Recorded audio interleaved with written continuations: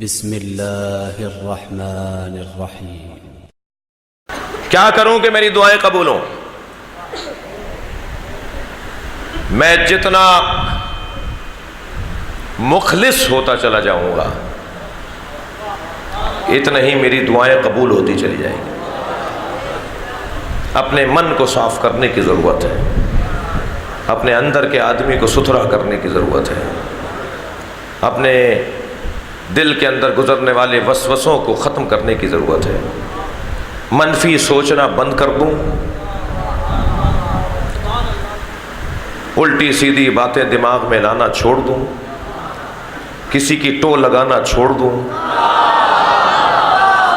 کسی کے پیسے کے اوپر آڈٹ کرنا چھوڑ دوں، کہاں سے آیا، کتنا آیا، کس نے دیا، تم کون ہو بھائی؟ میں اور آپ جس دسترخوان پہ آج بیٹھے ہیں انہیں سید الساجدین کہتے ہی اس لیے ہیں۔ پیغام لے کے جائیں میرے بچے اور جوان۔ میرے مولا کو جب معلوم ہوتا تھا کہ اللہ نے فلاں کو نعمت عطا کی ہے فوراً سجدے میں سر رکھ دیتے تھے، اللہ کا شکر ادا کرتے تھے کہ اللہ تو نے فلاں مومن کو، فلاں مسلم کو، فلاں میرے عزیز کو نعمت عطا کی ہے۔ اسے پتہ بھی نہیں ہوتا تھا کہ امام نے اس کی طرف سے اللہ کا سجدہ ادا کر دیا ہے۔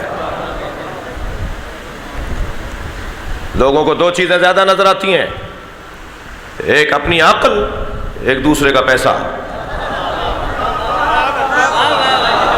ان سے زیادہ کوئی سمجھدار نہیں ہے اور ان کے پاس پیسہ بہت ہے۔ تمہیں کیا پتا کہ کہاں کہاں کے مقروض ہیں وہ، اور تمہیں ضرورت کیا آ رہی ہے ان کے پر غور کرنے کی؟ تم فالتو ہو؟ اپنا من صاف کرو، طے کرو۔ آج امام سجاد کی مجلس میں بچوں اور جوانوں سے بات کر رہا ہوں، بزرگ مجھ سے خفا نہ ہو کہ میں انہیں کچھ سمجھا رہا ہوں۔ طے کریں آج میرے جوان، میرے بچے، میرے کم سن ساتھی، کہ ہمیں اپنا من سب سے صاف کرنا ہے۔ فلاں رشتہ دار سے 6 مہینے ہو گئے سلام دعا بند ہے، امام سجاد کو آج راضی کرو، اسے ٹیلی فون کر کے، اس سے رابطہ کر کے امام سجاد کو راضی کرو۔ میں امام سجاد کی مجلس سے آ رہا ہوں، ممبر سے پیغام یہ دیا گیا تھا کہ رشتہ داروں سے تعلقات کو توڑو نہیں، تمہارا وہ کردار رہے مگر میرا کردار یہ ہے کہ میں تم سے تعلقات کو اچھا کرنا چاہتا ہوں۔ 3 دن سے زیادہ مومن ایک دوسرے سے بات کرنے سے گریز نہ کرے، بات کرنے سے گریز نہ کرے، نہیں اس سے زیادہ نہیں، سلام دعا رابطہ۔ عزیزان گرامی، اپنا من صاف کرنے کی ضرورت ہے، اپنے آپ کو سچا کرنے کی ضرورت ہے۔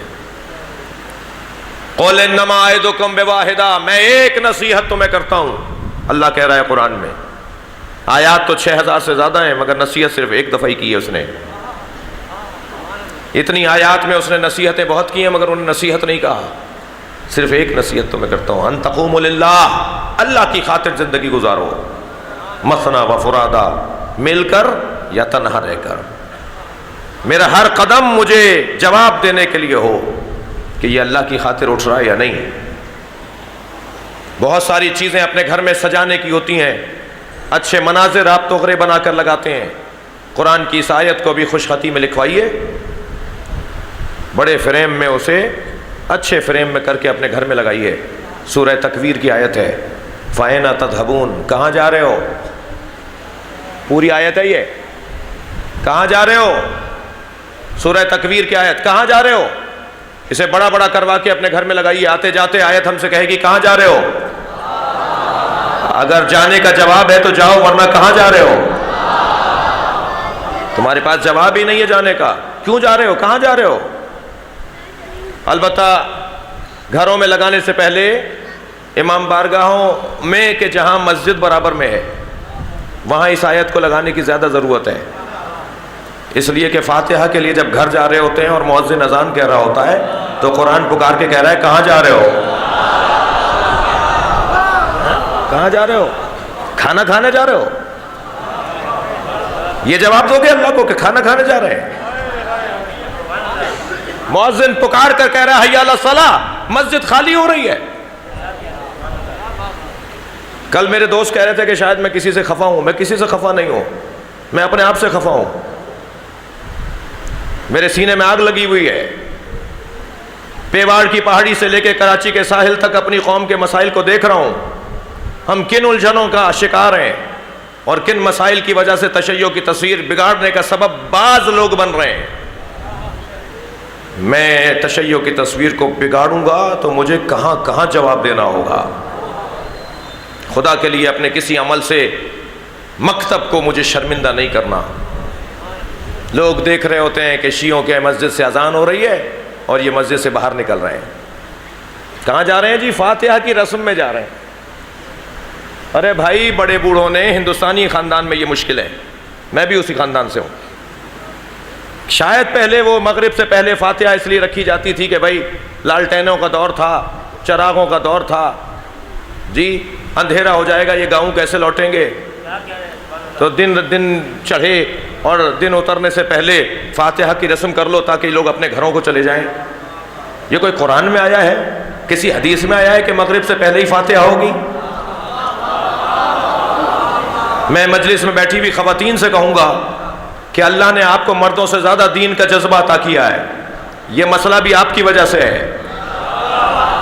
اگر آپ اپنے مردوں کو کہہ دینا کہ فاتحہ نماز کے بعد ہوگی تو مردوں میں جرأت نہیں ہے.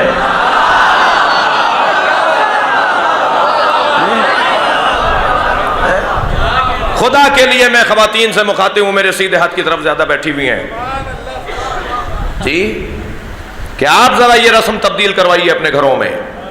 ہمارے یہاں کی فاتحائیں نماز جماعت سے ٹکرا رہی ہیں. اگر کوئی جماعت نہیں بھی پڑھ رہا، بھائی دیکھیے، اگر کوئی روزہ نہیں رکھ رہا تو اسے یہ اجازت نہیں ہے کہ وہ چوک پہ کھڑے ہو کے ببل کھائے. اس لڑکے کو یہ اجازت نہیں ہے کہ وہ چوک پہ کھڑے ہو کر کوئی ٹافی کھائے. تم نے روزہ نہیں رکھا تو تم چوک پہ کھڑے ہو کے ٹافی کیوں کھا رہے ہو؟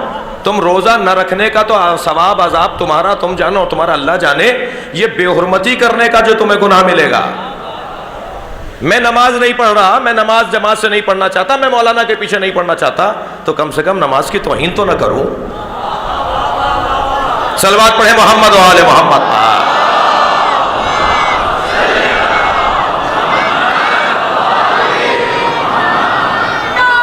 خلوص، خالصانہ انداز سے مجھے اپنے دل کو صاف کرنا ہے، اپنے من کو صاف کرنا ہے. چھوڑ دیں لوگوں کی باتیں، کیسے چلتے ہیں یہ، کیسے چل رہے ہیں، کیسے ہنس رہے ہیں. تبصرے، باتیں، فضولیات، گناہ علیحدہ، غیبت علیحدہ، تہمت علیحدہ، وقت کا زیان علیحدہ، ثواب ایک رکعت کا بھی نہیں. اور گناہ جو ہے وہ مسلسل اپنے آپ کو سچا کرنے کی ضرورت ہے. اگر آپ ہمارے لیٹسٹ ویڈیوز کے بارے میں جاننا چاہتے ہیں تو ہمارے چینل کو سبسکرائب کریں اور بیل آئیکن کو پریس کریں. شکریہ.